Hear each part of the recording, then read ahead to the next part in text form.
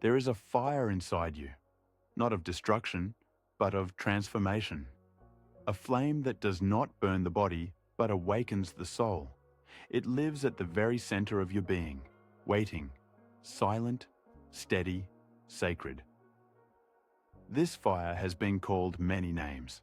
In the Vedic tradition, it is Agni, the divine flame, the carrier of offerings, the purifier of all things. In yogic science, it is the Kundalini, the coiled energy at the base of the spine, the serpent of potential, the silent power waiting to rise. You were born with it. It is not given by the world. It is not created by effort. It is your essence. But over time, it sleeps, covered by thought, buried by distraction, drowned in noise.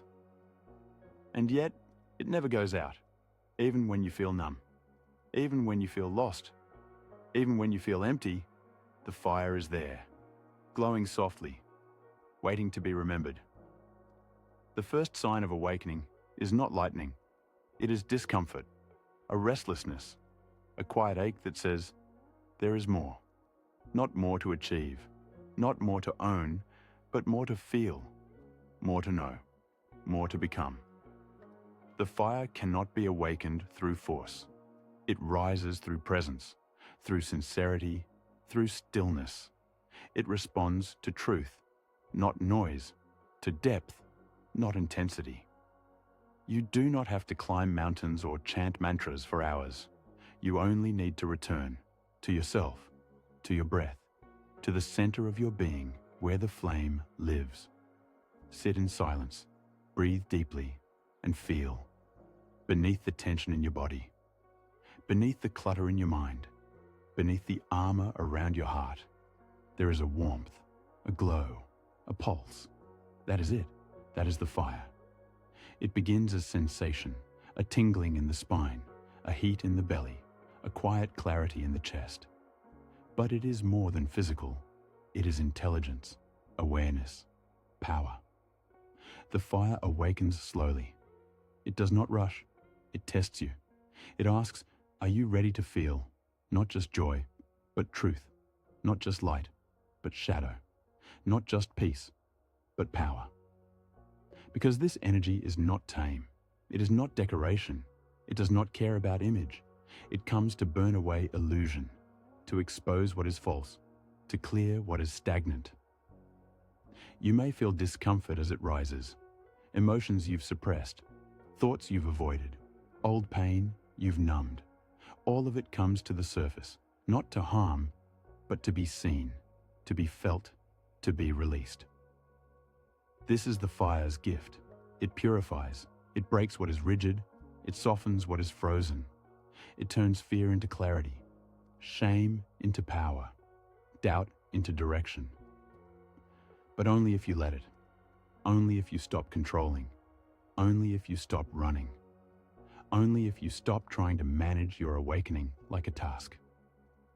The fire demands your truth, your honesty, your surrender, not perfection, but presence.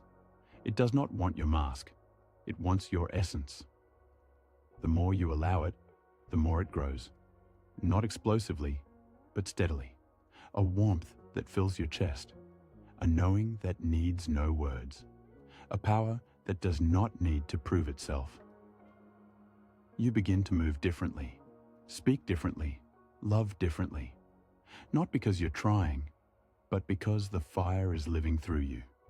You become a vessel, a flame in human form. This is not about magic. It is about energy. Attention is energy. Intention is energy. Breath is energy. And the more you align these with your inner truth, the brighter your fire becomes. And others feel it, not in your words, but in your presence. They feel the clarity, the calm, the strength, not forced, but natural, not loud, but undeniable. The fire does not need to be seen. It needs to be honored, fed with silence, protected with boundaries, strengthened with truth. You begin to realize the world outside may burn with chaos, but inside there is another flame. And that fire is peace, power, freedom. You don't need to light the whole world. You only need to stay lit, one breath at a time, one truth at a time, one act of presence at a time. The inner fire is not a metaphor. It is a living force. When you remember it, you remember who you are. And when you live from it, the world around you changes, not because you force it, but because you burn clean. As the inner fire grows, it begins to change how you experience the world, not by making life easier, but by making you clearer, stronger, aligned. The fire does not remove your challenges. It transforms how you meet them. Suddenly, fear is no longer paralyzing. It becomes a signal, a teacher. Sadness is no longer a burden. It becomes a doorway into compassion. Anger is no longer destructive. It becomes discernment sharpened by presence. This is the true alchemy of the soul, not turning lead into gold, but turning reactivity into wisdom, blindness into awareness, survival into sacredness. The fire is not interested in comfort. It is here to awaken, and awakening, by its nature, burns away illusion, the illusion of control, the illusion of identity, the illusion that you are separate from the source. You begin to notice how much of your energy was spent maintaining the false, the image, the story, the fear of what others think. The fire makes it impossible to keep pretending. It shows you what is real by dissolving what is not. And what is real? Presence, breath, stillness, the spark behind your eyes, the silence that watches your thoughts, the pulse of truth beneath every moment. You no longer look outside for answers. The guru is within. The light is within. The clarity is within. The more you trust it, the brighter it grows. The more you follow it, the straighter the path becomes. But you must tend to it. Like any sacred flame, it requires care. Too much noise, and it dims. Too much distraction, and it flickers. Too much suppression, and it hides again. Give it what it needs. Time alone. Silence, breath, honesty, movement, expression, reverence. Do not let the world's demands extinguish your soul's power. There will be moments of resistance. The ego will fight to hold on. Old patterns will rise like smoke. You will doubt, collapse, forget. But the fire will remain. It does not judge your forgetting. It waits for your return. Again and again, you come back to the breath, to the body, to the flame. And each time it welcomes you. Each time it rises with you. Each time it burns away another layer of fear. You begin to realize you are not just healing. You are transforming. You are not just surviving. You are awakening. The fire is not here to comfort the old you. It is here to reveal the real you. That real you does not need permission. It does not seek approval. It moves with quiet certainty, speaks with grounded clarity, loves without condition. This is not arrogance. It is alignment.